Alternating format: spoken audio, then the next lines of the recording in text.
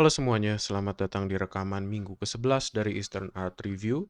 Kali ini kita bakal melihat atau menyurvei karya-karya yang kontemporer yang dari kesenian atau seniman-seniman yang ada di Asia. Dan kita akan mencoba mempelajari bagaimana mereka menggunakan cara berpikir yang sudah bercampur antara Barat dan Timur. Tapi tentunya kita tertarik di bagaimana mereka menggunakan simbol-simbol dan gaya vernakular ya yang sudah mereka kenal dari area atau budaya mereka sendiri supaya bisa ditunjukkan ke kancah internasional, ke level global, dan pada ujungnya bisa diapresiasi lebih lanjut. Seperti yang kita sudah bahas di minggu lalu, kita sudah melihat bagaimana perbedaan ya antara barat dengan timur. Nah, di sini saya bakal mulai masuk saja ke periode kontemporer, tapi sebelum melalui itu semua kan saya mau merefresh dulu sedikit bahwa eh, Asia itu sebetulnya langsung mengalami modernisme ya. Terus tidak sempat sebetulnya mereka mengalami proses postmodernisme yang ada di barat. Dan ini menjadi masalah karena seperti seolah-olah postmodernisme itu kan kritis, tapi tidak ada yang dilawan gitu. Jadi kan bingung ya ketika kita disuruh mengkritisi sesuatu, tapi tidak ada sesuatu yang bisa langsung dikritisi gitu dari si budayanya sendiri. Tidak ada perombakan budaya di timur. Sedangkan di barat pergolakan itu terlihat jelas kenapa postmodernisme itu jadi seperti punya efek yang berlipat ganda lebih kuat daripada di timur. Tentunya setelah itu akan masuk ke ruang global ya. Nah, ini yang kira-kira kalau saya merefresh lagi, Western itu kira-kira dari strukturalisme. Kira-kira kalau masih di timur berarti masih etnik ya. Berarti kita memahami diri kita sendiri secara ragam budaya, ragam apa segala macam ketika mereka sudah masuk di periode modern. Terus di postmodernnya kalau di barat berarti timur itu baru modern sebetulnya ya. Nah, di sini yang kenapa saya bilang menjadi loncat ya. Ketika global, maka dia menjadi global. Dan seperti yang kita ingat di minggu lalu, bagaimana mereka bisa terhubung keduanya itu ketika pada ruang global, tentunya lewat pop art ya. Kalian udah lihat di Western Art Review dan kalian bakal kelihatan juga dari banyak karya-karya yang nanti kita bahas. Salah satu problem yang membuat kenapa seni timur itu sulit dipahami sama orang-orang barat terutama adalah strukturalisme yang mana di minggu lalu saya udah jelasin ya bahwa mereka mencoba untuk mempelajari dirinya sendiri, tapi setelah mereka mampu mendirikan sebuah struktur atau sebuah rumus ya untuk memahami masyarakat mereka lewat antropologinya, lewat sosiologi dan lain sebagainya. Mereka mencoba untuk memasukkan itu semua struktur tadi itu ya, antropologi itu yang mana sudah barat, orang kulit putih, dipakai untuk melihat orang non kulit putih. Tentunya akan berbeda ya. Jadi makanya menjadi bermasalah karena mereka seolah-olah merendahkan kita gitu atau jadi kelihatannya sangat despising ya kalau bahasa Inggrisnya tuh merendahkan gitu. Termasuk salah satunya adalah satu kesimpulan yang pernah ditarik di ruang antropologi, ilmu antropologi adalah bentuk kepala ya. Jadi mereka merasa bahwa eh, orang-orang yang berkulit hitam misalnya itu evolusinya belum terlalu jauh mereka bilang. Jadi masih mirip dengan bentuk kranium atau tengkorak dari monyet misalnya gitu kan. Itu kan menjadi sangat rasis ya waktu kita dengar seperti itu. Tapi kenyataannya memang terjadi di zaman-zaman tahun sebelum tahun 80 gitu ke belakang pembelajarannya masih sedemikian rupa gitu. Jadi ya sangat-sangat nggak enak ya untuk dipelajarin. Tapi anyway gitu. Yang saya maksud tadi dengan kekakuan strukturalisme itu adalah mereka mencoba untuk melihat dirinya sendiri dan membandingkannya ke eh, budaya lain atau peradaban lain. Dan itu juga jadi bermasalah ya, terutama di bidang seni. Oke, ini ada beberapa hal kolonialisme saya udah bahas juga di minggu lalu ya, jadi saya nggak akan tekankan lebih lanjut lagi. Terus udah gitu ada othering di situ. Jadi orang yang dijajah itu kan buat mereka jadi tidak ada rasa simpatinya sama sekali karena ya tidak apa-apa, mereka mencoba untuk membuat kita lebih maju gitu kan. Argumennya orang barat tuh kan seperti itu kira-kira ya.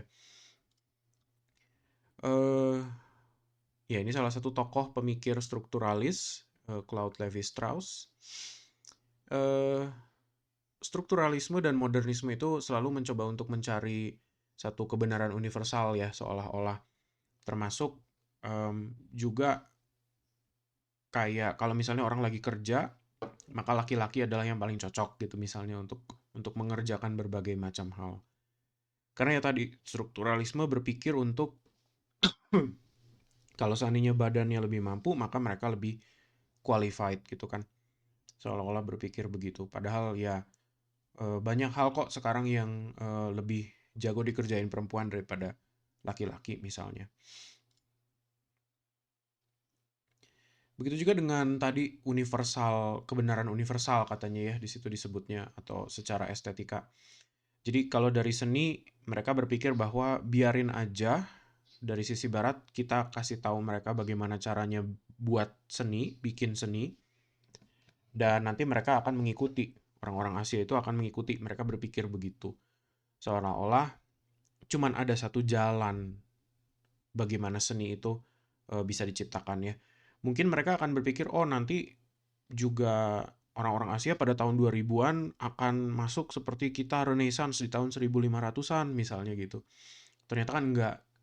Di Asia tidak melalui masa Renaissance seperti mereka gitu. Jadi artinya argumen itu terbantahkan ya, tidak bisa dibilang bahwa itu akan terjadi gitu. Salah satu bentuk strukturalisme yang kita bisa lihat adalah misalnya kita sendiri sebetulnya menjadi korban ya Indonesia tuh. Jadi kalau misalnya kalian lihat di pelajaran-pelajaran yang sering kali dikasih tuh, kalau di zaman saya berarti PPKN, PMP atau apa tuh, kewarganegaraan mungkin atau Pancasila atau apa segala macam. Kadang-kadang kalau mereka berbicara tentang budaya, itu pada ujungnya kembali lagi ke gambar-gambar yang seperti ini. Budaya dimasukkan ke dalam bentuk yang paling primitifnya gitu kan. Saya bukan bilang bahwa orang-orang pakai baju adat ini primitif, tapi kenapa harus digambarkan selalu sedemikian rupa gitu kan. Dan kita sudah menerima ini secara puluhan tahun seperti demikian gitu. Jadi makanya kalau kita ngomong masalah budaya, ya akan nanti keluarnya budaya Sunda, budaya Jawa, budaya Solo, budaya Batak, budaya segala macam. Padahal budaya itu tidak selalu soal itu. Misalnya budaya berpakaian di Harajuku di Jepang, itu udah budaya. Budaya rocker, punk, anak punk, itu sudah budaya juga. Gitu. Dan kita tidak harus selalu terjebak kan di dalam bentuk budaya Sunda tuh harus begini, budaya Batak tuh harus begini gitu. Ada kok orang Batak zaman sekarang yang kemana-mana pakai jas misalkan gitu ya. Dan itu sudah menjadi budaya Batak yang lebih baru gitu kan. Tapi kenapa tidak pernah dibahas? Nah, jadi strukturalisme itu kadang-kadang membuat kita menjadi kaku ya. Batak tuh harus sedemikian rupa tradisionalnya gitu. Jadi kita terkunci di situ. Sama halnya juga dengan misalnya orang Barat melihat orang Indian yang sudah modern. Terus dia bilang, "Really, you don't look like an Indian." Dia bilang gitu. Ya masa orang Indian harus terlihat primitif seperti dulu gitu? Kan enggak ya. Orang Indian zaman sekarang juga udah pakai jeans, udah pakai jaket, udah pakai jam tangan. Apakah mereka harus terlihat seperti zaman dulu terus gitu ya, bawa-bawa panah kemana-mana, terus bajunya kayak Pocahontas gitu kan? Enggak ya. Nah, counter dari modernisme dan strukturalisme adalah postmodern yang saya udah jelasin juga di minggu lalu. Kira-kira pemikirnya ada dua orang ini dan mereka mulai menghancurkan itu lewat sistem kritisi bahasa sebetulnya. Jadi artinya mereka mengacaukan makna bahasa yang ada. Jadi kayak tadi, Kalau saya sebut kata Indian, mungkin di kepala kalian akan muncul langsung orang-orang yang pakai topi bulu, bawa panah, bawa kapak, naik kuda. Tapi orang-orang ini berpikir, makna Indian itu apa sih gitu. Jadi pada akhirnya ketika kita nyebut Indian itu ternyata yang keluar di kepala bukan lagi orang-orang naik kuda bawa panah dan lain sebagainya yang terlihat primitif itu, oh ternyata nggak bener ya gitu waktu kita menyantolkan makna secara semiotika bahwa makna itu selalu terhubung ke sesuatu yang primitif gitu ya. Barat itu kadang-kadang menjadi begitu kalau kita menggunakan cara berpikir strukturalisme itu. Nah, nanti kita bisa lihat kenapa kritis itu dipergunakan ya di karya seni kontemporer. Jadi kita bisa lihat dulu dari postmodernisme sendiri, mereka mementahkan apa yang udah dipikir sama modernisme dan strukturalisme ya. Jadi mereka punya sudut pandang kritis pertama, jadi selalu menginvestigasi, selalu melempar pertanyaan, tidak pernah statis tuh. Jadi kayak tadi tuh ya, kata budaya Batak misalnya itu kan tidak pernah statis pada level tradisional. Kita bisa saja mempelajari budaya Batak pada tahun 2023 gitu. Itu urusannya beda lagi. 3. Look back onto the past to see itself. Jadi maksudnya betul walaupun kita mempelajari sesuatu yang modern, kita kembali ke akarnya. Perbedaan dengan strukturalisme adalah mereka diem di akar. Mereka tidak mau maju. Gitu. Jadi mereka mau mencari jalan yang mudah bahwa Batak tuh begini gitu. Udah nggak usah diutak-atik. Nah itu kan kita terkunci di situ sering kali ya sudut pandang budaya di Indonesia tuh seperti itu. Namun implikasinya gara-gara postmodernisme ini cara berpikirnya demikian, maka dia menjadi chaotic, kacau. Karena segala macam kan bisa berubah.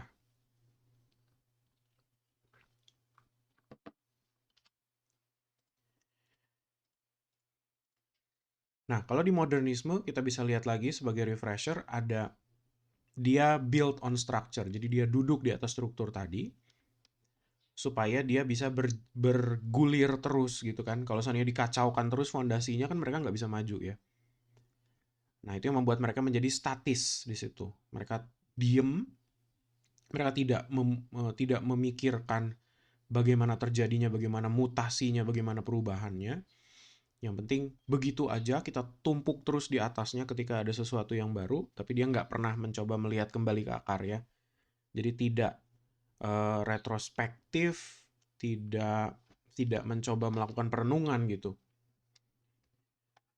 Terus future centric ya, mereka jadi peduli dengan biarkan saja apa yang udah di masa lalu, masa depan lah yang perlu kita lihat. Nah jadi kan gara-gara kita tidak melakukan introspeksi itu kan jadi repot kadang-kadang. Nah sangat teratur, ini lawannya ya makanya order dan chaotic. Korban dari itu semua, dari kolonialisme adalah, korban dari modernisme salah satunya adalah kolonialisme ya, penjajahan ya.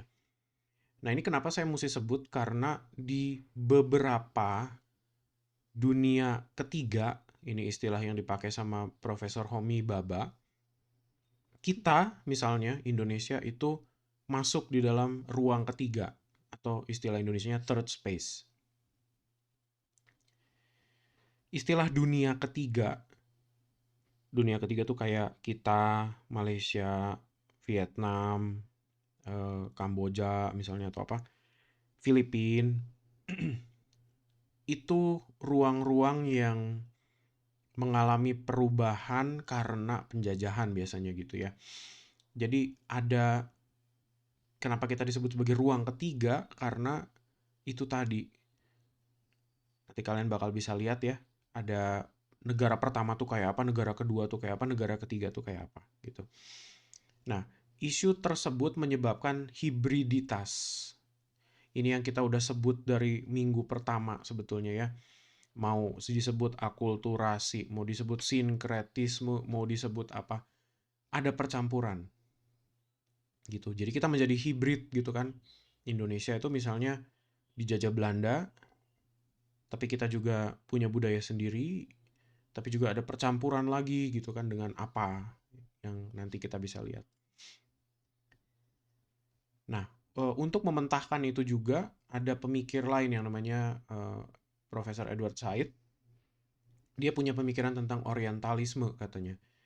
Jadi sebelum ada kritik di postmodern, poststruktural gitu, em, perbedaan antara barat dan timur gitu, antara yang tercerahkan dan tidak tercerahkan itu seolah-olah tidak dipermasalahkan gitu. Tapi begitu Prof. Edward Said ada dan dia menulis buku ini Orientalisme, orang langsung berpikir bahwa kok cara melihat Asia itu jadi sangat dieksploitasi ya gitu. Karena kita sering kali melihat kalau dari barat itu cara mereka menggambarkan seni yang ada di timur itu untuk keperluan em, apa seperti souvenir gitu atau melihat sebagai jendela untuk melihat sesuatu yang mereka nggak pernah lihat sebelumnya. Jadi seperti kayak mereka pergi ke kebun binatang gitu, ngelihat binatang-binatang yang tidak mereka bisa lihat sehari-hari. Jadi kayak mempelajari sesuatu yang kayaknya eksotis gitu. Nah, maka dari situ ada perbedaan antara oriental dengan oksidental namanya. Nah, lewat sudut pandang itu ya, jadi artinya kita mulai sedikit demi sedikit membangun em, identitas kita di dunia yang lebih modern itu seperti apa. Kan tentunya kita nggak mungkin juga mencetak apa yang Barat sudah lakukan. Kita harus beradaptasi dengan diri kita sendiri, dengan zaman, dan dengan dunia. Ya ini anekdot aja dari gimana kolonialisme terjadi ya. Dan kalau seandainya neokolonialisme itu seperti apa.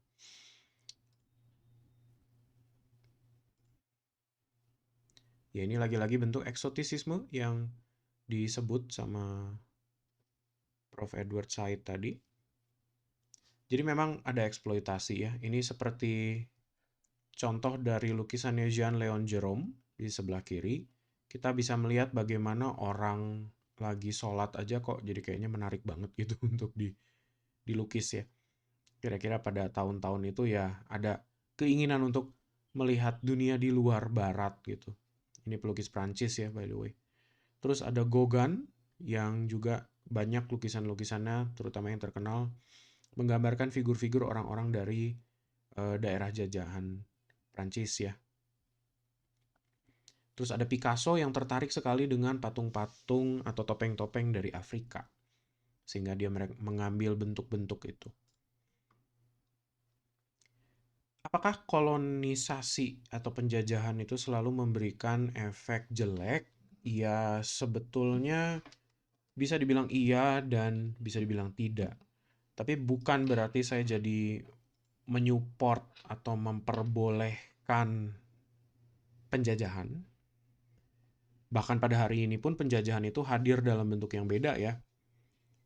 Kita berdagang saja itu sebetulnya udah bisa dijajah.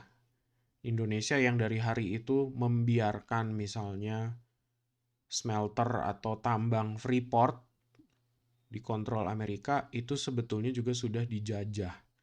Tapi dengan kita mengambil alih, kita pada akhirnya bisa mengontrol sendiri. Kan jadi larinya ke sana pada ujungnya ya. Um, apakah kembali lagi ke masalah koloni dan kolonisasi, apakah dengan dijajah kita tidak mendapatkan apa-apa? Sebetulnya tetap kita mendapatkan hibriditas budaya tadi dan tetap mendapatkan juga sudut pandang ya. Dalam artinya banyak hal yang kita terima di Indonesia misalnya mulai dari hukum, cara birokrasi, terus rel kereta, itu semua peninggalan Belanda. Jadi artinya apakah bisa kita tolak sepenuhnya penjajahan ini, kita hapus aja terus kita bikin budaya baru, misalnya gitu? Nggak bisa juga sebetulnya, karena itu sudah menjadi bagian dari kita, sebagai identitas sebagai orang Indonesia gitu. Kita nggak bisa buang.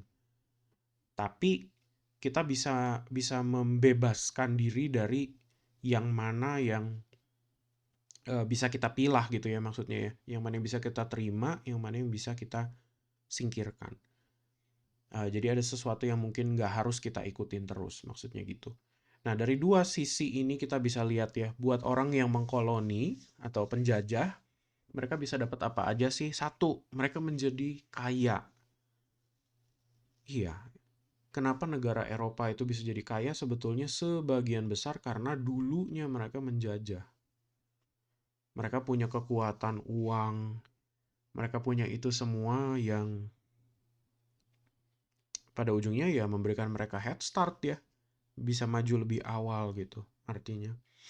Terus mereka lebih punya pemahaman yang lebih baik tentang kita. Ya tadi ilmu antropologi, sosiologi, arkeologi segala macam. Orang Asianya sendiri belum tentu sadar bahwa ada situs-situs penting, ada Borobudur dan lain sebagainya itu mereka tidak mencoba untuk mempreservasi gitu kan. Jadi malah kadang-kadang budaya kita lebih dipahami sama orang luar negeri daripada kita sendiri.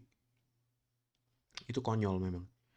3, eh, mereka si penjajah ini jadi meneruskan cara berpikirnya ke kita sebetulnya. Jadi mau tidak mau itu terbentuk sebetulnya ya. Dan keempat, mereka bersalah jadinya. Bersalah untuk mengkoloni kita. Buat yang terjajah apa yang terjadi? Satu, mereka menjadi poor, jadi miskin. Kedua, kita mulai merefleksi. Jadi artinya kita mengerti diri kita lebih baik. Dan kita juga mengerti orang yang menjajah itu juga menjadi lebih baik. Karena udah sekian lama dijajah, kita jadi mulai paham gitu kan. Terjadi exchange informasi antara kita dan mereka. Ketiga, jadi menerima sistem yang udah ada. Kayak tadi ya, sistem birokrasi, sistem perpajakan, sistem apa segala macam. Sebelum kita berdiri sendiri, dikasih sistem sama Barat gitu ya, sama Belanda. Terus keempat, privilege to be introduced with other culture jadinya. Kita jadi kenal mereka gitu kan, jadi tahu cara berpikir mereka. Cuman yang jadi masalah sekarang gini, misalnya dari yang lalu kita udah bicara ya, Inggris berselisih dengan Cina, Amerika menduduki Filipina misalnya gitu. Terus India diduduki Inggris. Jadi setiap negara ya, mau kita bilang India, Indonesia, Filipina dan segala macam, masuk pada periode modern yang berbeda-beda, ya nggak sih? Jadi artinya kalau kita lihat hari ini, apakah Jepang semaju Indonesia? Kayaknya nggak, lebih maju gitu. Bahkan peradaban mereka jauh lebih tinggi kan, lebih beradab kan. Kalau kalian coba lihat di sana, jalan lebih bersih, orangnya lebih mikirin orang lain lah misalnya. Jadi ada modern atau ada kadar seberapa modernnya sebuah negara, peradaban dan budaya itu yang beda-beda ya kan dari setiap negara itu. Nah, maka di sini ada multi modern gitu. Nah, multi modern ini akan kelihatan di karya-karya nanti ya kalau kita lihat. Jadi artinya setiap negara karena mereka tarafnya berbeda, modernitasnya, maka konteksnya juga berbeda dalam membaca karyanya. Itu yang kenapa karya seni itu jadi susah untuk dipahami sama orang barat ya, karya seni kita. Karena gitu, di Asia tuh semuanya berbeda-beda dengan konteksnya masing-masing. Sedangkan barat relatif datar gitu. Karena mereka udah melebur, nggak tahu gimana gitu ya, dari budayanya. Nah, ini salah satu buku yang ditulis sama Prof. John Clark. Jadi kalau kalian tertarik, eh, gimana sih modernnya seni Asia itu. Nah, ini gambaran yang tadi saya sempat bilang ya. Jadi negara dunia pertama tuh yang mana, dunia kedua yang mana, dan ketiga yang mana. Nah, dunia ketiga itu rata-rata ya sebetulnya yang berkembangnya bisa dibilang paling akhir.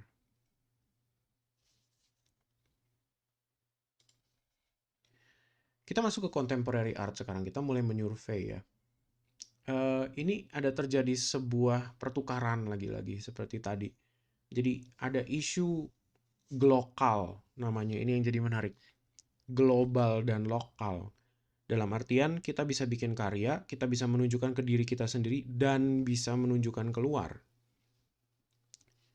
Dan artinya seni kontemporer itu kan sebetulnya concurrent with atau sejalan dengan sesuatu.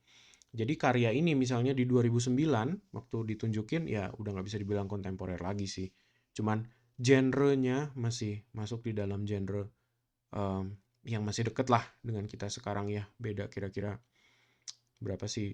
Udah berapa belas tahun gitu kan jadinya. Tapi anyway ada percampuran-percampuran ya pada ujungnya. Seperti di karya ini Rodney Glick itu orang Australia, tapi dia kerjasama dengan orang Bali, seorang pematung di Bali ya, yang namanya Madeleno.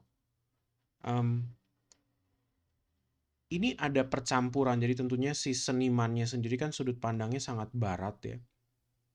Tapi dia menggunakan visual-visual yang sifatnya pop gitu dari pemahaman barat. Tapi digabungkan dengan spiritualitas timur. Jadi kalau kita lihat di situ bagaimana posenya menyerupai dewa-dewi Hindu, tapi duduk di atas kerat minuman yang dibalik gitu. Itu kan benda sehari-hari gitu kan kalau kita lihat ya. Seperti ini. Nah, itu udah merupakan satu percampuran sebetulnya. Jadi kalau kalian bertanya-tanya gimana cara menggunakan semua simbol-simbolnya gitu kan ketika dicampur adukan, ya seperti ini gitu. Nah, seni ini sebetulnya mau ngomongin apa sih gitu? Ngomongin tentang kalau saya nggak salah bahwa ada dewa di setiap kita gitu kan, bahwa manusia tuh kalau kalian pernah baca bukunya dan memang bahas seni itu jadi begini ya, jadi dalam gitu, beda sama desain. Karena bukunya Yuval Noah Harari ada yang namanya Homo Deus itu kalau kalian lihat ya. Jadi manusia tuh sudah memegang kendali atas nasibnya sendiri. Dalam artian kita udah bisa menciptakan sesuatu yang sifatnya udah jadi kayak masuk ke ranahnya Tuhan gitu. Misalnya, kita bisa modifikasi genetis. Jadi sekarang sudah mulai bisa mencoba untuk menciptakan anak yang misalnya kulitnya putih aja gitu. Atau memisahkan sifat gen DNA yang buruk dibuang dan hanya bagusnya aja gitu. Yang bisa dibiarkan misalnya. Itu kan cara kerja yang tadinya tidak dipikirkan mungkin terjadi ya. Jadi artinya kita udah main Tuhan dalam level itu. Jadi karya ini sebetulnya mengadres itu isu bahwa manusia sekarang sudah pegang kendali, sudah mulai bisa lain sebagainya gitu ya. Yang mana kita bisa mengontrol nasib lah gitu. Nah, Rodney Glick dan Madeleno ini juga punya banyak hal lain ya kalau kita lihat. Ini kan cerita-cerita yang seperti ini kalau kita lihat banyak sekali kelihatan seperti di lukisan-lukisan Kamasan ya waktu periode Mahabharata itu yang menceritakan banyak perang dan lain sebagainya. Itu kan kadang-kadang visualnya betul-betul kalau orang dibabat gitu kan bener-bener berdarah dan segala macam.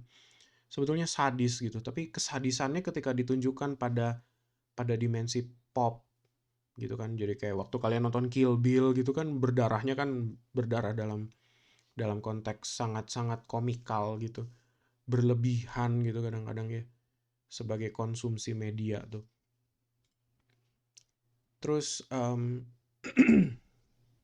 setiap seniman jadi punya tendensinya sendiri ya. Jadi artinya kalau kalian pahamin gimana sih senimannya bekerja, maka ya kalian mungkin akan mengerti tendensi dia berkarya itu seperti apa gitu. Nah, Rodney Glick kan tadi kita udah bisa lihat ya, dia kecenderungannya tuh mencoba untuk mengeksplorasi keadaan manusia hari ini dan pola pikir mereka gitu. Berefleksi dari zaman ya. Coba kita lihat contoh dari Yayoi Kusama misalnya. Ini seorang seniman yang ibu-ibu udah tua, yang seumur hidupnya sebetulnya dia menderita satu penyakit. yang kalau dia melihat ke segala hal, dia seperti berkunang-kunang terus gitu matanya. Nah, kenapa karya dia banyak polkadot-polkadot? Itu karena itu. Dia mencoba untuk mengeluarkan apa yang dia lihat ke dalam bentuk karya supaya dia bisa sharing ke orang, ya kan?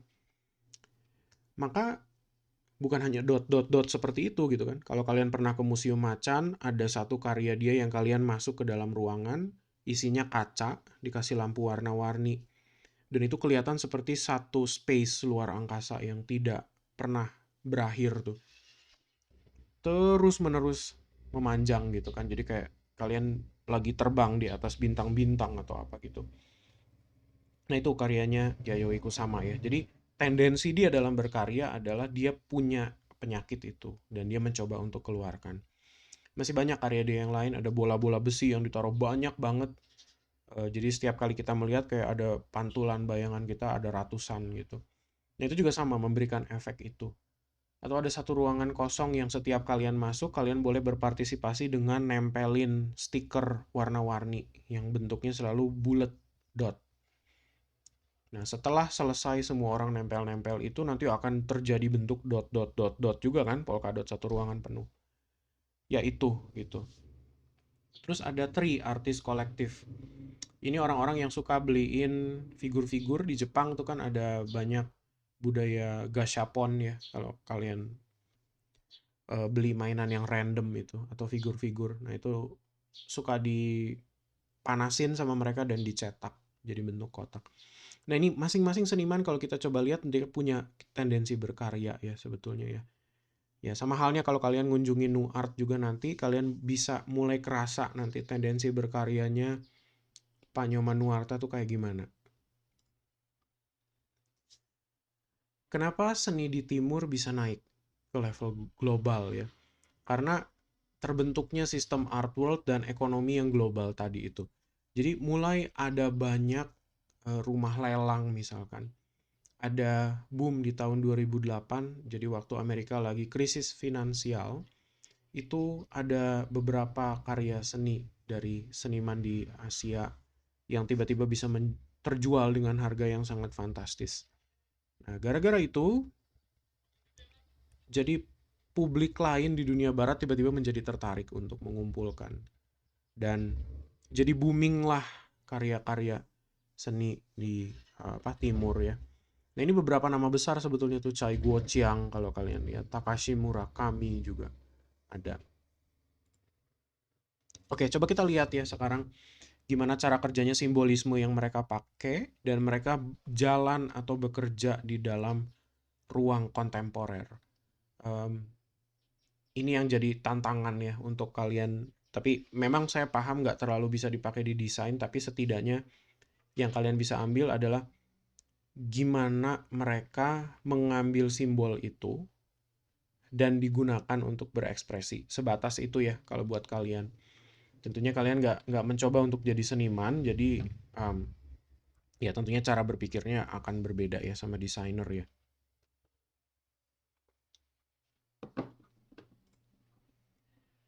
Pertama, kita lihat dulu orang ini. Jirapatatsana Sumbun. Ini orang Thailand, jelas-jelas. Di sini juga kelihatan ada pertemuan pop art dengan gaya vernakular Thailand. Di sebelah kiri kita bisa lihat ada Van Gogh yang kalian udah kenal dengan Starry Night-nya dipertemukan dengan figur Hanuman. Ya, ini figur Hanumannya dari mural, tempel mural ya kan, dari Thailand yang mana memang mereka udah punya tradisi sendiri. Jadi waktu dipertemukan dua hal ini sebetulnya mereka nggak sekedar main tempel sembarangan. Tapi sebetulnya jadi berbicara tentang pertemuan dua budaya. Kan jadi kayak gitu ya. Ada pertemuan antara yang menjembatani itu yaitu pop art ya kan. Di mana seni mural Thailand itu kan udah selalu dipakai kan. Ini seni yang sehari-hari gitu, yang craft sebetulnya. Tapi kok bisa disandingkan dengan seni tinggi? Gitu. Van Gogh, terus lukisan Renaissance itu kan, yang The Birth of Venus, ya kita bisa bilang itu seni tinggi kalau berdasarkan barat ya. Nah, tapi kenapa mereka bisa berada di satu kanvas yang sama? Itu kan jadi pertanyaannya kan seperti itu. Karena tadi kita membaca bahwa zamannya sudah sedemikian rupa. Gitu. Nah, jadi simple ada pertemuan antara sesuatu yang barat dan timur gitu. Gimana timur mencoba untuk menyamaratakan diri dengan barat, dan bentuknya simbolisme yang dipakai adalah ini gitu. Nah, ini kalian boleh coba untuk lihat dan pahamin gimana caranya mereka menggunakan ini semua supaya kalian terbantu nanti untuk ngerjain ujian ya. Oke, berikutnya ada orang Thailand lagi, ada Pinaresan Pitak. Ini perempuan. Ada dua karya yang saya tunjukin di sini, ada Anything Can Break di tahun 2012. Ini sebetulnya karyanya berisi semua kotak-kotak kardus-kardus yang dicat warnanya silver gitu ya, ada bungkusan. Terus kalian lihat di situ ada bentuk balon-balon di antara itu semua yang sebetulnya balonnya berisi LED, lampu LED, dan ada sensor geraknya. Jadi setiap kalian lewat di bagian itu akan ada bunyi seperti satu bokor yang dipukul itu, bokor untuk meditasi itu ya. Jadi akan bunyi dung gitu. Jadi setiap kali kalian lewat di bawah balon itu akan ada bunyi. Kira-kira seperti itu. Kotak-kotak itu sebetulnya menyimbolkan, kalau kalian pernah tahu di Thailand itu ada satu prosesi di mana mereka nyalahin lilin terus dia nerbangin lampion-lampion itu ya. Nah, itu kira-kira itu. Itu kan proses spiritual sebetulnya di situ. Dan kenapa dia pakai bentuk balon? Karena seniman ini tuh seneng sekali menggunakan bentuk-bentuk payudara. Nah, ini ada satu hal yang kalian perlu tahu. Kebanyakan seniman perempuan itu biasanya mengeksplorasi kewanitaan mereka. Bukan dalam artian seksual ya, tapi simbol wanita. Bisa alat kelamin, bisa juga area tubuh yang privat sifatnya. Tapi ada pemikiran lebih lanjut dan lebih dalam di situ. Jadi misalnya di karya An Ode to Womanhood, kenapa dia menggunakan bentuk payudara dan puting yang berbeda-beda? Karena dia merasa itu menyerupai bentuk stupa. Stupa loh, stupanya Buddha. Terus dia juga berargumen bahwa kelenjar susu wanita itu pemberi kehidupan. Iya dong, kalau ibu punya anak, anaknya nyusu ke dia kan. Jadi itu satu simbol pemberi nyawa gitu, pemberi nutrisi, pemberi kehidupan jadinya kan.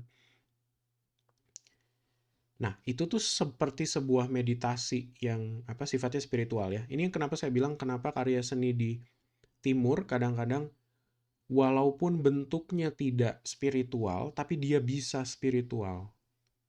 Gitu. Kalian udah bisa lihat selama ini ada perbedaan cara pandang. Kalau barat lebih rasional, kalau timur jadi lebih sedikit ke arah itu ya, spiritual ya. Karena memang seni kita begitu dari dulu. Nah, jadi waktu kita berkembang ke sini, mereka akan menggunakan cara berpikir yang sama. Tapi bisa juga enggak ya. Nanti kita bakal lihat contoh-contoh lain. Nah, ini juga dia masih menggunakan bentuk payudara, tapi bukan dalam bentuk payudara yang langsung bisa terlihat. Kalau kalian perhatikan bentuk mangkok yang upside down itu sebetulnya bentuk payudara juga. Gitu. Dimana itu penerima berkat gitu kan, sebagai vessel gitu, sebagai tubuh manusia yang bisa menerima itu semua tuh berkat spiritual, dan dalam sistem ya lagi-lagi ya kosmologi kan jadinya kan mikrokosmos makrokosmos itu gitu. Ada orang Thailand lagi yang namanya Phaptawan Suwanakut, ini udah senior ya, seniman senior orang Australia, jadi Thailand yang udah di Australia. Dia datang dari keluarga yang memang tukang ini ya, mural painter ya. Jadi dari bapaknya atau mungkin dari kakeknya juga udah terbiasa untuk menjadi temple painter gitu. Nah, kalau dia bikin karya, dia mencoba untuk membawa atau seperti seolah-olah membuat lebih relevan apa yang em,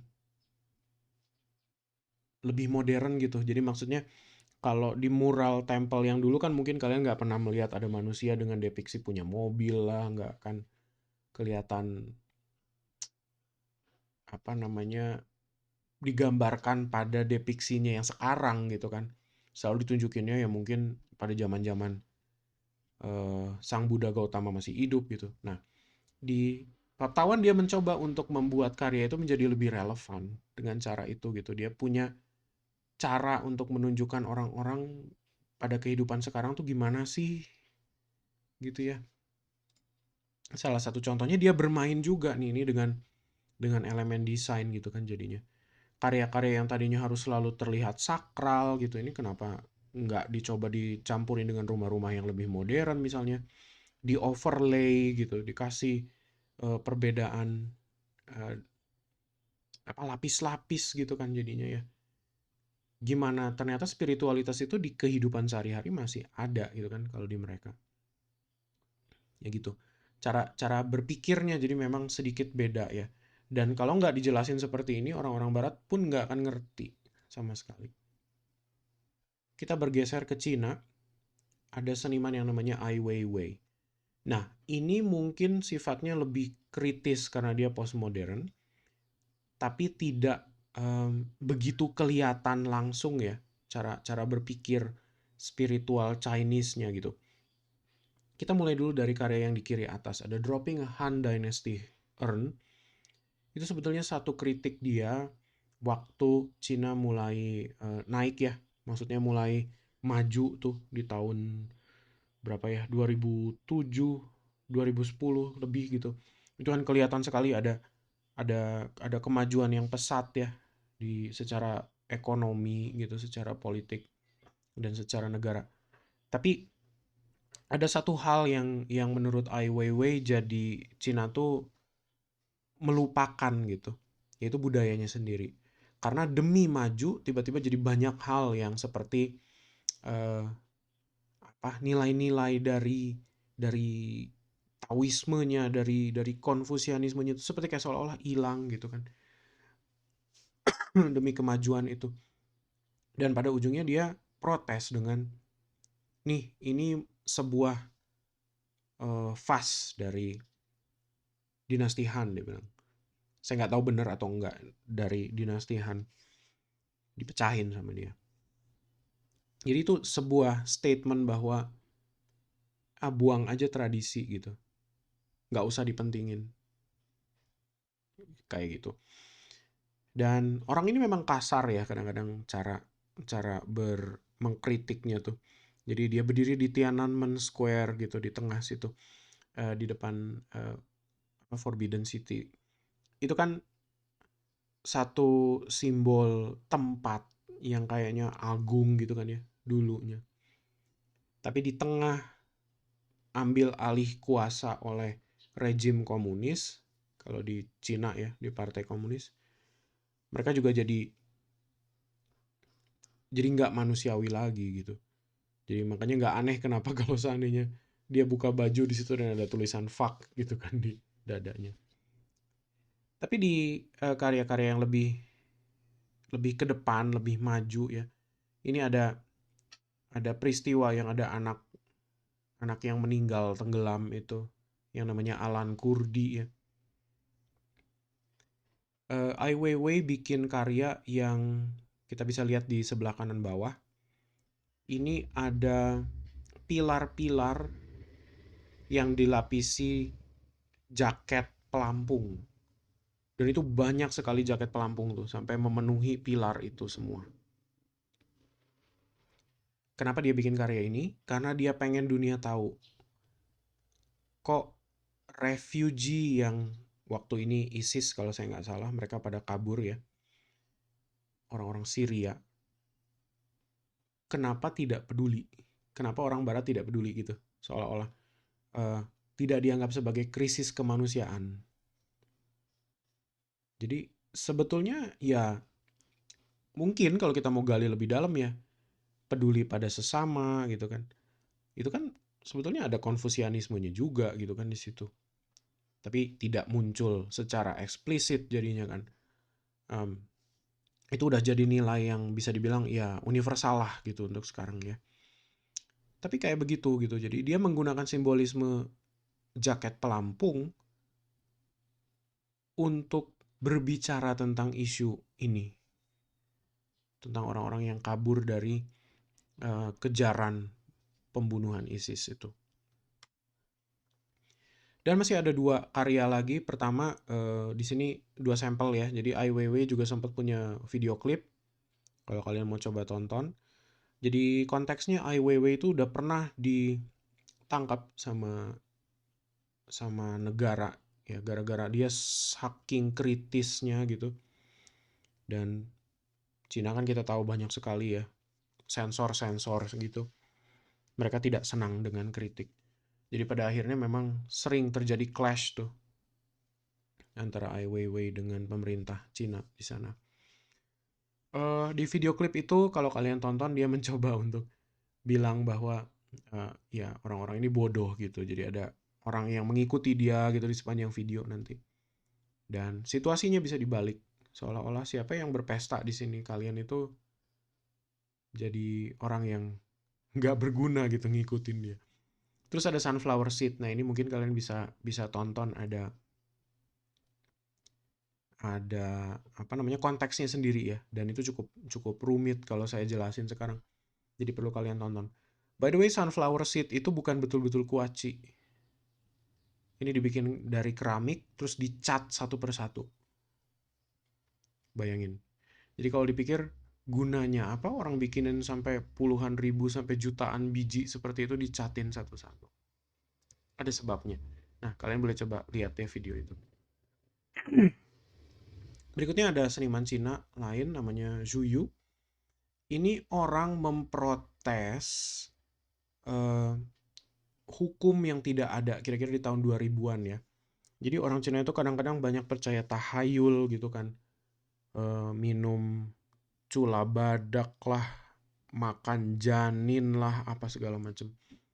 Banyak tahayul seperti itu yang dipercayain ya. Dan seniman ini memprotes bahwa tidak ada hukum yang menjaga atau mengatur tentang gimana orang tuh bisa ke rumah sakit terus ngambil janin terus dimakan atau diapain lah gitu ya, kita nggak tahu. Tapi anyway,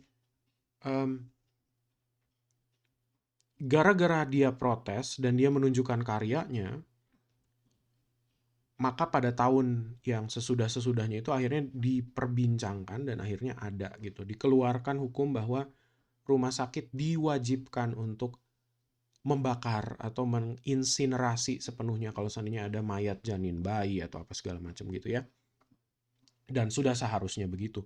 Masa iya mau dibiarkan saja orang ngambil terus dimakan? Gitu kan? Karena ya sebetulnya nggak bener gitu secara moral, dan orang makan orang itu sebetulnya bermasalah ya ke dalam tubuh kita gitu. Ada sesuatu yang sifatnya racun gitu kalau kita makan makan daging orang lain. Jadi tidak seharusnya manusia dibikin begitu. Nah, karyanya seperti apa? Karyanya seperti ini. Dan itu memang nggak enak dilihat ya. Nah, ini tidak ada elemen spiritualnya sama sekali. Ini murni kritik jadinya. Dan ini mengganggu ya kalau untuk dilihat. Itu betul-betul yang dipegang sama dia adalah jabang bayi. Yang udah dimasak gitu. Entah direbus apa digoreng, saya nggak tahu. Tapi anyway, saya nggak yakin orang ini betul-betul makan. Dan memang benar di interviewnya dia bilang, enggak, saya cuma berpura-pura makan. Ya nggak makan beneran. Terus ada Song Dong. Ini juga seniman dari Cina yang contoh karyanya misalnya gini. Dia ini kalau kita lihat mungkin kayak ini apa sih artinya gitu kan, kayak nggak penting gitu. Orang tiduran di lantai di salah satu tegel di Tiananmen Square itu ya. Terus dia cuman meniupkan napas dia ke lantai itu sampai ini kan lagi dingin ya. Maka dia akan berubah jadi kayak lapisan-lapisan es gitu. Apa sih yang mau coba diomongin? Di tahun-tahun itu kira-kira Cina itu sudah mengalami overcrowding atau terlalu banyak orang di sana. Yang jadi masalah bukan overcrowdingnya, tapi karena saking banyaknya orang, sampai pada akhirnya nyawa satu persatu orang tidak lagi dianggap. Itu permasalahan yang sama yang kita bisa lihat di Indonesia dan di India misalnya kan. Karena itu. Jadi sebegitu sulitnya kadang-kadang kita mendapatkan entah pelayanan atau apa gitu ya pada tahun itu di 96 ya. Beda dengan sekarang ya, beda dengan Cina yang sekarang. Tapi pokoknya dia mencoba untuk meninggalkan jejak bahwa ini pernah ada manusia di sini. Lewat apa? Lewat napas. Napas yang diberikan bentuk. Yaitu semua butiran-butiran es tadi yang ada diem di atas tegel itu. Gitu. Bahwa ini pernah ada orang nih gitu. Dia mau nunjukin itu. Nah itu ekspresi yang sesimpel itu kadang-kadang di seni itu bisa muncul ya. Kalau buat desain memang nggak kepake. Terus ada Subing. Subing di sini kalau kalian lihat karyanya bentuk seperti kulit harimau yang dikuliti itu ya. Tapi dibikin dari rokok. Ini judulnya First Class Tobacco Project tahun 2011. Kenapa dia bikin seperti ini? Coba kalau kita lihat. Kebiasaan berburu itu kebiasaan orang-orang kaya. Terus kalau kalian pernah tahu di barat itu kan biasanya ada kepala hewan yang dipenggal, digantung, terus ada kulit yang dijadiin karpet gitu kan.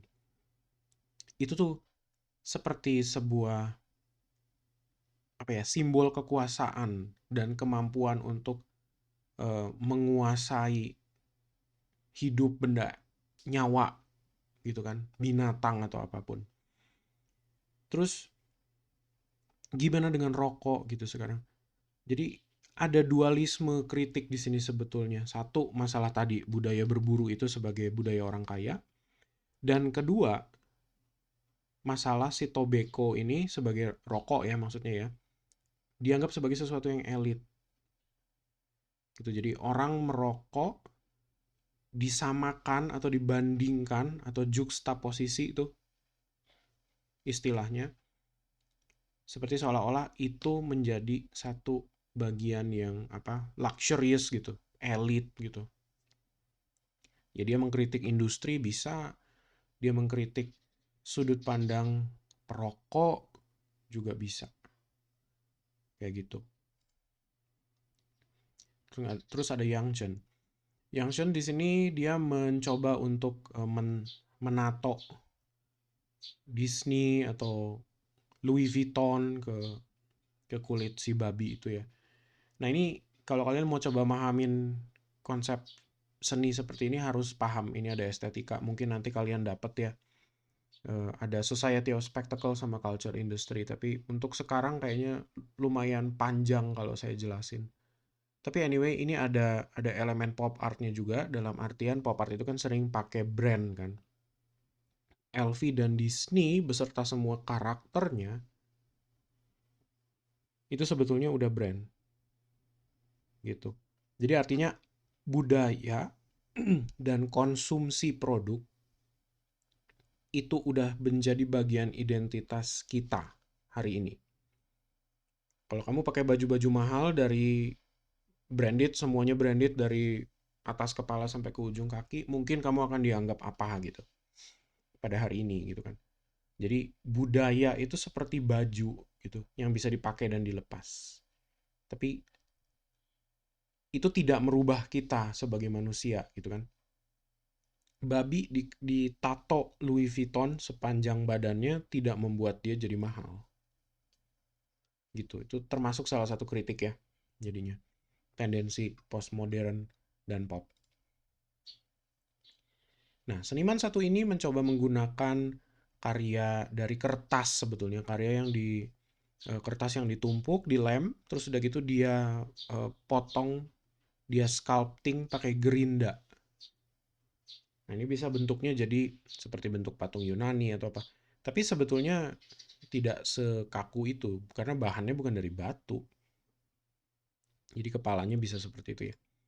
Nah, Li Hongbo ini di karya yang lain dia punya sentimen anti perang. Jadi dia mencoba untuk menggambarkan kedamaian ya. Nah, kalau kalian tahu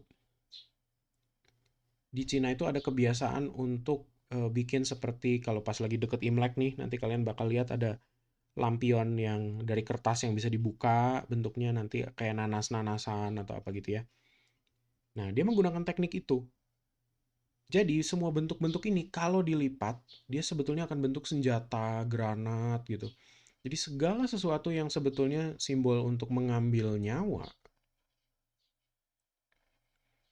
itu bisa dijadikan seperti bentuk-bentuk kembang yang sama sekali tidak mengancam nyawa gitu. Nah, jadi argumen utama dia adalah ciptakan damai di bumi, jangan perang. Kan kira-kira gitu. Terus ada Bu Melati Suryo Darmo. Ini juga seniman besar dari Indonesia yang kalian mungkin pernah lihat beliau kalau nonton video klipnya Tulus ya di ruang sendiri itu. Nah, kalau kalian mau tahu apa sih yang coba diomongin sama Melati Suryo Darmo di situ lewat pentas performa tubuhnya, kalian bisa lihat di sini.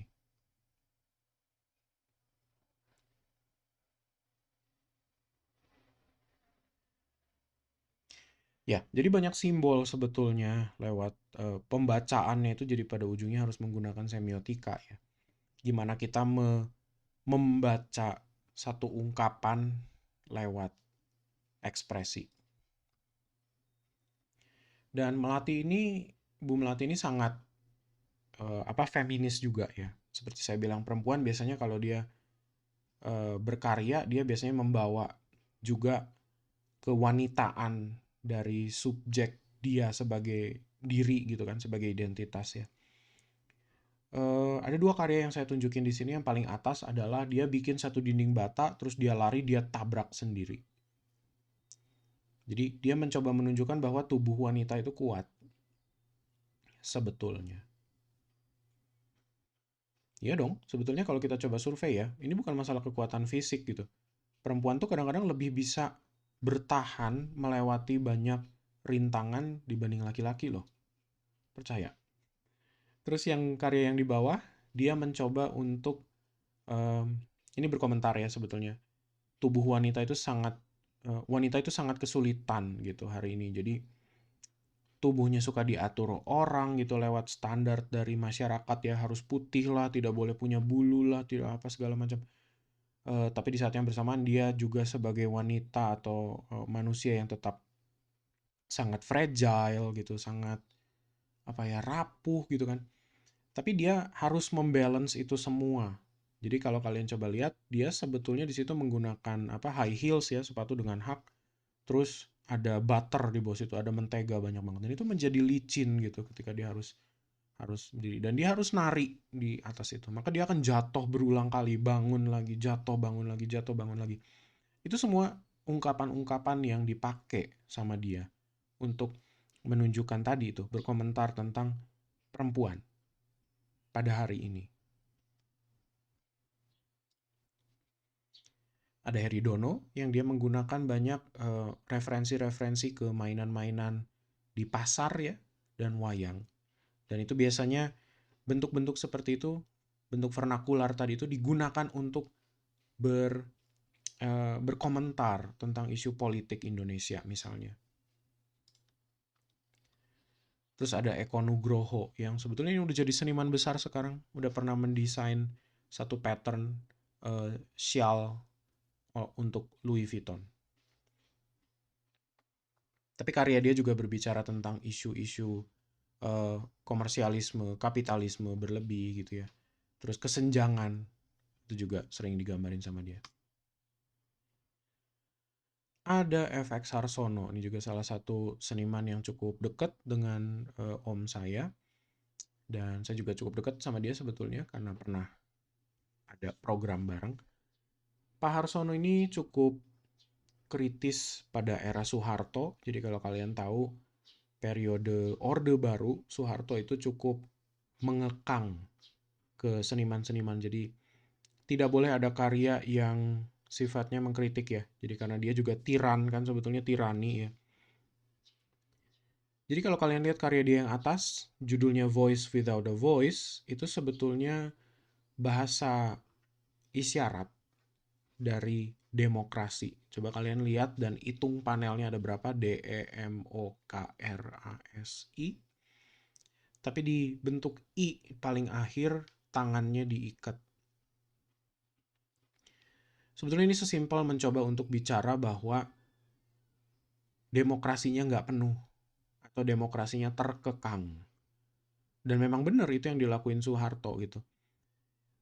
Kalian tidak hidup di zaman Soeharto dan mungkin susah untuk saya ceritain, tapi boleh coba cek track recordnya bahwa di zaman Soeharto tidak ada partai lain yang pernah menang pemilu kecuali Golkar. Setiap melakukan pemilu dan eleksi itu selalu rigged atau ada kong kali kong diatur. Jadi demokrasi itu sebetulnya tidak pernah ada. Dan biasanya orang-orang yang berkuasa itu biasanya kaum militer atau orang yang bisa tunduk sama Soeharto. Jadi kenapa karya itu ada? Karena dia merespon keadaan itu. Terus yang kanan bawah juga sama, Testimonies 01. Ini karyanya ada di Singapura sekarang di Art Galleries of Singapura kalau saya nggak salah. Itu senjata M16 dan ditulis paling top 75. Ini berbicara tentang ancaman kematian dan tekanan-tekanan yang diberikan oleh tentara-tentara itu. Tentara Indonesia tentunya. Terus Writing in the Rain tahun 2011, jadi ketika udah melewati periode itu, udah lewat dari periode Soeharto, Pak Harsono ini jadi mencoba untuk mengeksplorasi identitas diri ya sebetulnya. Writing in the Rain ini ada videonya yang saya tinggal di sini kalau kalian mau tonton. Ungkapannya dia menggunakan tinta Cina dan menulis namanya sendiri. Jadi menulis nama Chinese dari Pak F.X. Harsono di satu bilah kaca besar gitu. Yang nanti akan dialiri air dari atas yang terus-menerus turun. Jadi proses menulis nama Chinese dia dengan karakter Mandarin ini menjadi sia-sia. Walaupun seberapa banyak yang dia tulis. Karena akan terus dibasuh air, akan dibasuh lagi, akan dibasuh lagi. Kenapa begitu? Dia bicara di sini sebetulnya soal isu dipaksakan perubahan nama di era Soeharto. Bukan di tahun 2011 tentunya kejadiannya, sudah di belakang. Tapi banyak kaum Chinese mengalami ini. Karena pada era Soeharto, segala macam yang berbau Chinese dianggap komunis sama dia. Jadi dilarang untuk orang punya nama Chinese. Jadi harus diadaptasi ke Indonesia. Nah, ini salah satu dosa besar ya dari Indonesia dan sejarah kelam kita. Implikasinya apa? Buat kita yang mikir nggak terlalu dalam, kayaknya cuma nama dirubah doang, apa sih yang mau dipermasalahin? Gini, kalau kamu seumur hidup udah dipanggil dengan nama Cina kamu, dan tiba-tiba harus dihapus nama itu, dan kamu menjadi seseorang yang dipanggil dengan nama lain, katakanlah misalnya Budi atau Agus atau Susi atau apapun,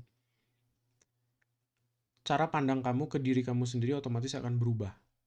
Aneh nggak kira-kira nanti kamu akan dipanggil menjadi nama lain? Gitu. Seiring waktu, satu saat, waktu kamu dipanggil dengan nama baru kamu, saking familiarnya kamu dengan nama itu, kamu lupa nama yang lama. Jadi waktu dipanggil misalnya nama Chinese lagi, tidak akan menoleh lagi. Masalahnya di mana? Masalahnya identitas kamu dicuri dari kamu dan kamu dihilangkan gitu. Jadi itu permasalahan penghapusan identitas, ya kan? Itu tidak beda dengan bagaimana orang-orang aborigin di Australia diculik sama orang kulit putih, diajarkan cara-cara orang kulit putih sehingga dia dicuci bersih dari budaya aboriginnya. Kira-kira gitu. Itu masalah besar, tapi isu yang kadang-kadang nggak pernah dibicarain sama media di Indonesia, ya kan? Karena terlalu sensitif.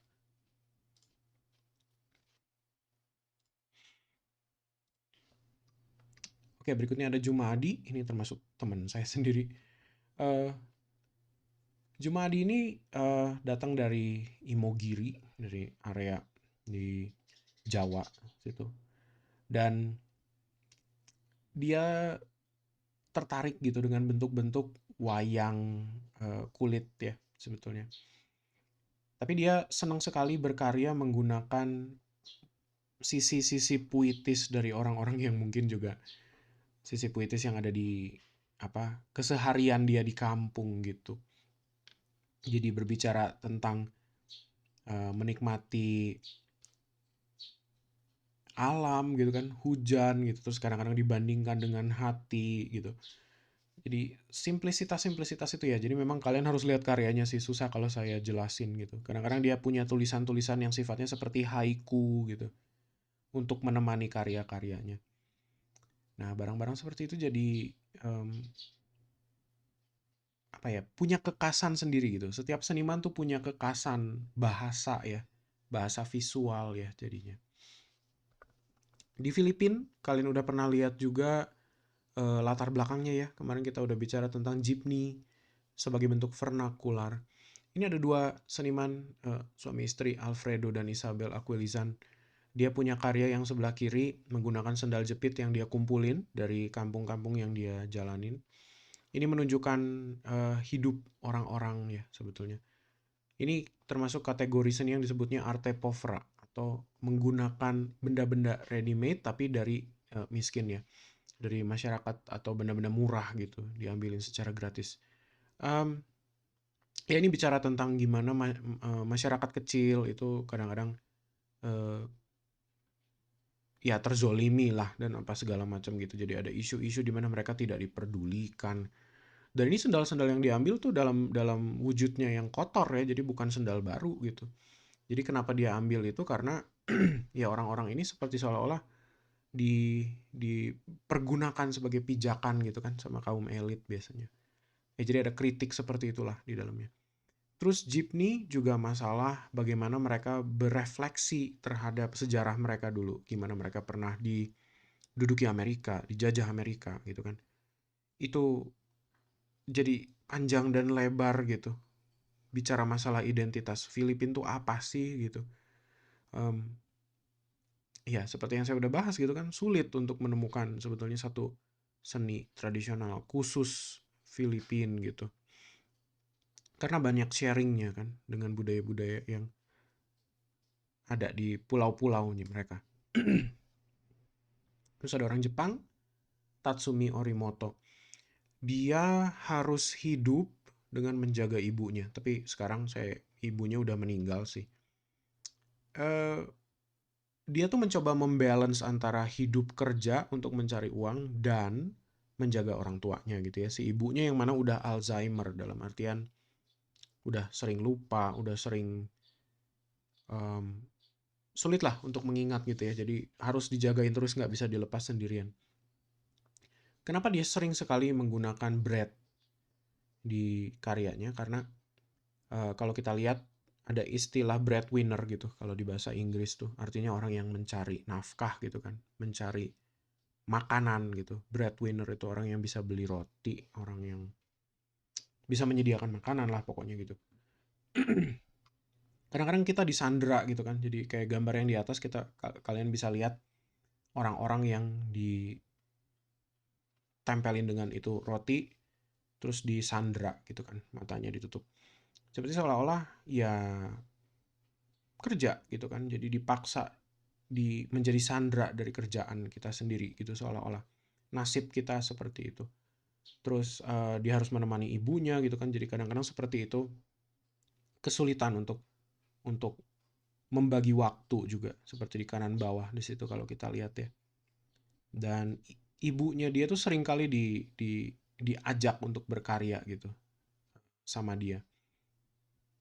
Ya, untuk itu jadi kelihatan sekali gimana gimana apa relasinya gitu secara realistis.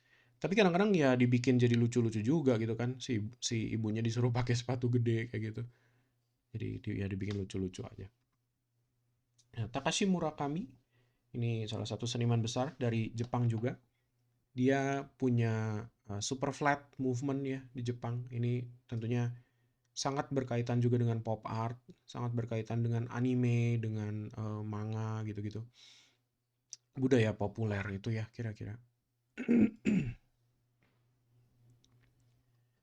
Terus ada Chiho Aoshima juga super flat, dan dia mempertanyakan itu, ide kawaii. Yoko Ono, ini orang Jepang ya sebetulnya, istrinya John Lennon. Ini ada video di sini kalau kalian mau tonton.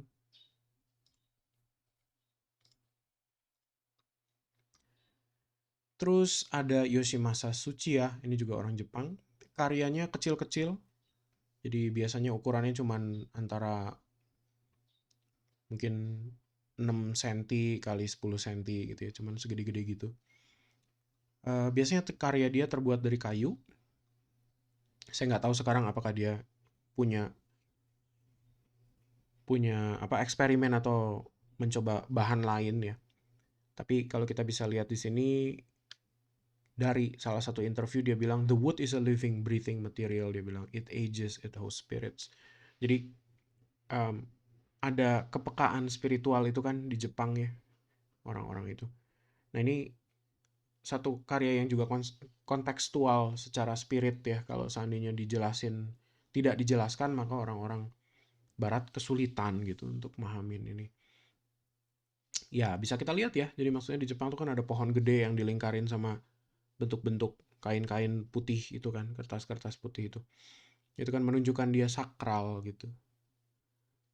Ya, menurut dia seperti itu ya. Jadi kepekaan spiritual itu masih terus dipakai. Di Korea ada Lee Jinju, ini perempuan juga yang dia menggambarkan isu wanita lagi-lagi, tapi dia menggunakannya dengan perspektif literati painting. Jadi perspektifnya kan selalu seperti itu ya, miring, isometris, hampir isometris gitu. Dan ini biasanya karyanya agak sedikit detail, jadi kalau kalian lihat mesti agak sedikit ngelihat dalam, agak ngezoom ya. Ini ada figurnya sendiri di tengah gitu. Yang Sun Han ini juga orang Korea. Um, saya waktu saya masih magang di galeri ini saya pernah ngejagain sendiri. Jadi maksudnya si seniman ini mencoba bilang bahwa di zaman sekarang manusia itu jadi makin jauh dari satu sama lain. Kita tidak mengalami kedekatan itu lagi karena ya mungkin era digital gitu kan. Jadi ada telepon, ada HP, ada WhatsApp, ada segala macam. Tapi kita tidak terbiasa lagi untuk misalnya duduk dalam keheningan, dalam situasi yang sangat dekat dengan orang, berpelukan gitu. Pentas ini dibikin dengan aturan mereka harus mensupport satu sama lain secara berpelukan atau apa, tapi nggak boleh bicara, nggak boleh ngomong, nggak boleh apa, dan bahkan mereka nggak boleh tidur gitu, nggak boleh makan. Jadi harus dijaga ya. Ini performance lumayan berat dari malam jam, saya lupa persisnya, jam 10 apa jam 9 malam gitu sampai pagi, dan dia harus berdiri di situ. Sampai kira-kira jam 3 jam 4 gitu sampai jam 6 ya. Saya lupa ingat. Dan anyway, salah satu tadinya 3 orang. Jadi kalau kalian lihat di situ ada 3 orang. Terus nanti tersisa hanya tinggal satu gitu. Tinggal dua maksud saya, hanya tinggal dua. Dan di jam-jam pagi itu memang kedengeran ada salah satu orangnya yang nangis ya jadinya. Apakah karena pada ujungnya dia mencoba untuk ada kontak batin gitu mungkin ya, yang mencoba untuk disupport sama si teman satunya gitu kan. Jadi kayak ada kontak itu yang seolah-olah nggak muncul gitu dari kata-kata kan, langsung dirasa aja. Nah, si seniman itu mencoba ngomong ini sebetulnya ya. Jadi kita udah terlalu jauh kadang-kadang, terlepas dari kedekatan itu. Nah, kenapa kalian belajar itu semua? Jadi ada sesuatu dari cara kalian membaca seni itu sebetulnya ya.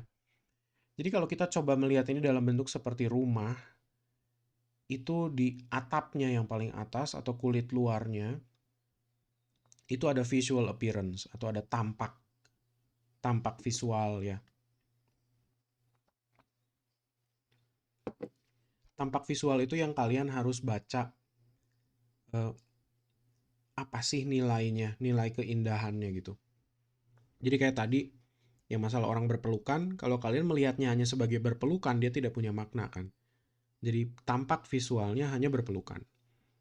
Tapi waktu saya ceritain masalah gimana mereka jadi harus saling struggling gitu kan, harus saling jaga dan lain sebagainya dengan aturan tadi nggak boleh ngomong dan segala macam. Di situ mulai ada level estetik jadinya estetika. Nah, ini mungkin di zaman sekarang di tahun 2023 dan 2022 penggunaan kata estetik itu udah kemana sih gitu. Tapi istilah ini tuh sebetulnya cukup dalam ya kalau mau coba dibahas tuh. Jadi di situ ada yang namanya poignancy atau seberapa puitis si karya ini. Baru di paling bawah ada level makna. Waktu saya bilangin tadi si seniman itu mencoba untuk memahami gimana sih orang pada hari ini tuh sudah sebegitu jauh ter terdorong dari satu sama lain gitu kan, terpental menjauh. Nah, dia mencoba untuk menghadirkan kembali kedekatan itu. Nah, maknanya kan begitu ya. Jadi, selalu sadari waktu kalian baca karya tuh ada 3 lapis ini. Nah, ini biasanya aplikatif untuk kebanyakan karya, tapi di karya seni yang lebih postmodern dan kontemporer ke sini, ini akan harus lebih dikaji lagi. Gitu. Jadi memang biasanya kalian bisa dapat eh, petunjuk-petunjuk untuk membacanya memang dari mencoba memahami si senimannya dulu, cara dia berkarya seperti apa, cara dia berpikir seperti apa, terus tendensinya dalam berkarya itu biasanya ada benang merahnya, akan kelihatan. Gitu ya. Jadi bedanya apa dari itu semua yang kita udah lihat ya? Lagi-lagi, bisa spiritual, bisa tidak ya, karya seni timur itu. Tapi tendensinya pada hari ini ada percampuran. Walaupun kadang-kadang tidak terlalu eksplisit gitu, eh, terlihat ya. Tapi ternyata ada gitu kan. Tadi udah kelihatan di beberapa yang udah saya tunjukin ya dari contoh-contoh itu. Nah, di Eastern maka secara filosofinya dia dekat sekali dengan budaya lokal, craft dan kepercayaan ya. Jadi banyak itu masih overlapping gitu di banyak karya itu. Jadi nggak sepenuhnya bisa dihilangkan. Secara visual language ya, bahasa visual kalau di seni timur biasanya konteks spesifik. Dan kebanyakan karya kontemporer begitu. Di barat pun kalian harus ngerti konteksnya dulu sebelum bisa mengerti. Gitu ya. Dan tentunya buat orang barat ini kadang-kadang menjadi bermasalah karena mereka nggak ngerti cara bacanya kan. Ada nuansa-nuansa dari budaya dan spiritualitas yang perlu dipahami dulu konsepnya gitu. Sampai mereka bisa ngerti atau dapat nilai estetika dari si karya itu. Nah, kalau barat, em, mereka sudah melalui periode yang panjang modernisasi itu. Dan artinya ya menjadi sangat rasional, logis. Kadang-kadang jadi lebih gampang dibaca gitu ya karena udah terbiasa. Terutama kalau kayak saya sih, saya rasanya begitu. Karena pengolahan bahasa visualnya itu jadi lebih universal gitu. Kurang lebih ya. Nah, Ini sih yang mungkin perlu kalian catat dan ambil gitu ya, cara-cara mereka berkarya dan cara mereka menuangkan makna lewat bentuk itu. Nah, kalian nanti untuk ujian juga akan diajak untuk berpikir begitu gitu. Jadi usahakan dari contoh-contoh yang ada ini kalian bisa adaptasi ya nanti ke bentuk vernakular yang kalian bikin. Oke? Kira-kira segitu dulu kalau untuk sekarang. Saya akhirin di sini. Kita ketemu lagi di rekaman di selanjutnya mengenai etiket dan tata cara mengunjungi galeri dan museum ya.